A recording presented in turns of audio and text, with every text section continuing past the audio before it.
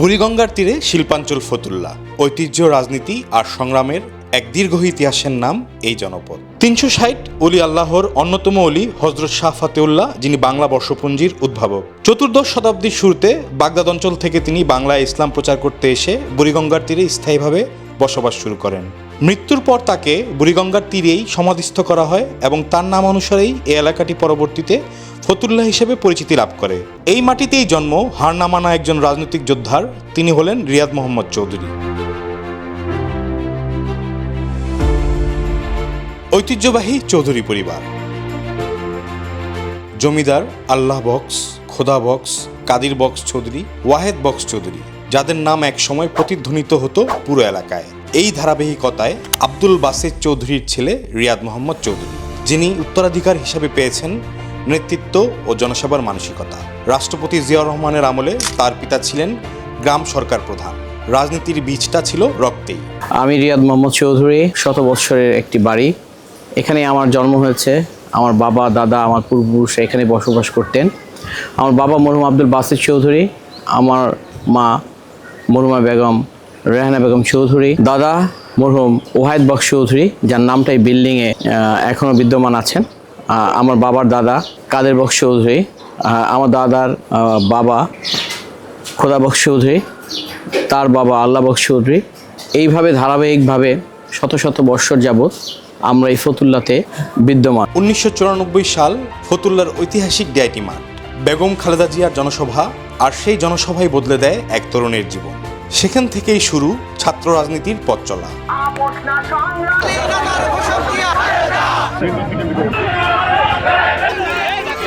1996 সালে ফতুল্লা ইউনিয়ন ছাত্র দলের আহ্বায়ক, 1997 সালে থানা ছাত্র দলের যুগ্ম আহ্বায়ক, 1999 সালে থানা ছাত্র দলের সভাপতি। ধাপে ধাপে এগিয়ে যাওয়া, সংগঠন, সংগ্রাম আর নেতৃত্বে নিজেকে প্রতিষ্ঠা করা। ছাত্র রাজনীতি শেষে তিনি যুক্ত হন বিএনপির সহযোগী সংগঠন স্বেচ্ছাসেবক দলে। 2013 সালে ফতুল্লা থানা স্বেচ্ছাসেবক দলের আহ্বায়ক, এরপর জেলা ও কেন্দ্রীয় কমিটিতে স্বেচ্ছাসেবক দলের সহসাংগঠনিক সম্পাদকের গুরুত্বপূর্ণ দায়িত্ব পালন করেন।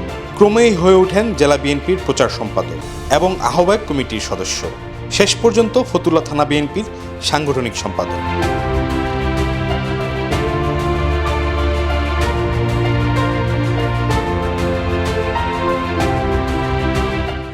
আমি আসলে একটি বিএনপি পরিবারে বড় হয়েছি।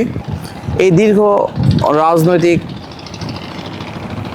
পথে আমি আন্দোলন, সংগ্রাম, নির্যাতন, নিপীড়ন, জেল, জুলুম, ডিটেনশন সকল কিছু উপেক্ষা করে অদ্যদিন পর্যন্ত শহীদ প্রেসিডেন্ট রাষ্ট্রপতি জিয়াউর রহমান সাহেবের আদর্শ ধারণ এবং লালন করে আমাদের মাননীয় প্রধানমন্ত্রী, বিএনপির চেয়ারপারসন জনাব তারেক রহমান সাহেব যে নতুন বাংলাদেশ গড়ার লক্ষ্যে কাজ করছেন, আমরা তারই ধারাবাহিক হিসেবে আমাদের এলাকাতে আমাদের মানুষের সামাজিক উন্নয়নে, সমাজ ব্যবস্থায় সকল কর্মকাণ্ডে আমি সম্পৃক্ত হয়ে কাজ করে যাচ্ছি। রাজনীতি মানেই সংগ্রাম। 1994 থেকে 2026 দীর্ঘ 30 বছরের পথ চলায় 22টি মামলার আসামি, 6 বার গ্রেফতার, কারাভোগ অন্তত 8 মাস। তবুও থেমে থাকেননি তিনি। 2001 সালের 16 জুন চাষারার একটি আলোচিত ঘটনা, মামলায় তাকে করা হয় আসামি।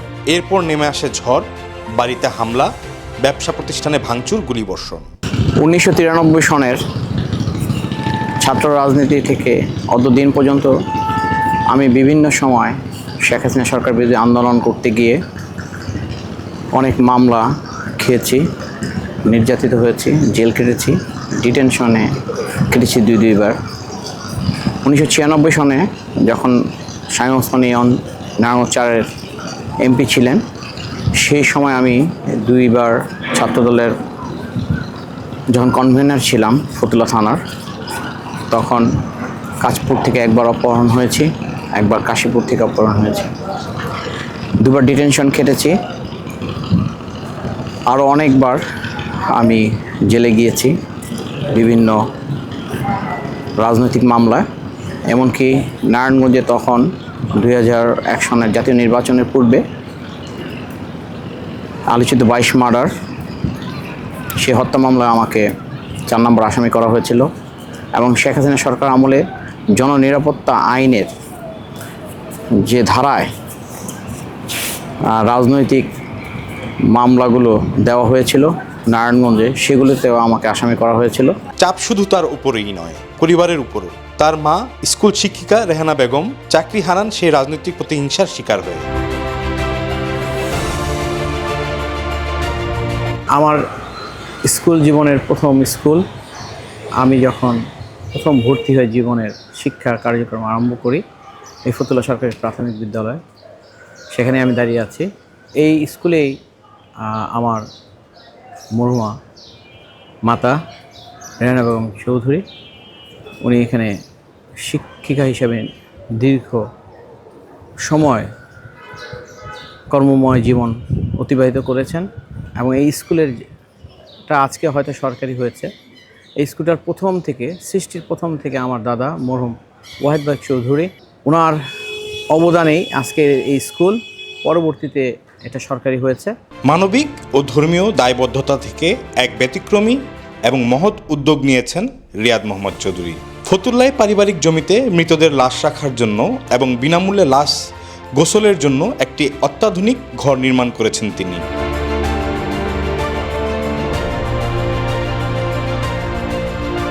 সংগ্রাম, ত্যাগ আর আদর্শ, এই তিনে গড়ে উঠেছে রিয়াদ মোহাম্মদ চৌধুরীর রাজনৈতিক জীবন। আসলে একজন মানুষ সমাজে যদি চিন্তা করে যে সমাজের জন্য কিছু করবে, সমাজের মানুষের জন্য কিছু করবে, আসলে তার ইচ্ছাটাই হচ্ছে এখানে সবচেয়ে বড় বিষয়। এবং সেই ইচ্ছা থেকে একজন মানুষ হিসাবে একটা মানুষের পাশে দাঁড়ানো, এটা যে কত বড় একটা আনন্দের বিষয়, কত বড় একটা মানসিক আস্থার বিষয়, এটা আসলে যে করে সেই এটা উপলব্ধি করতে পারে।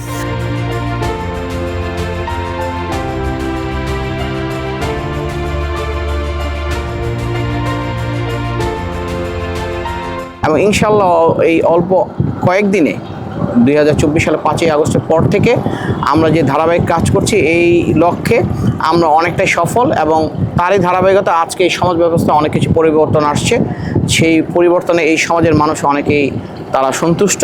একজন কর্মী থেকে নেতা, একটি দীর্ঘ যাত্রার গল্প। ফতুল্লার মাটি আজও সাক্ষী তার পদচারণা।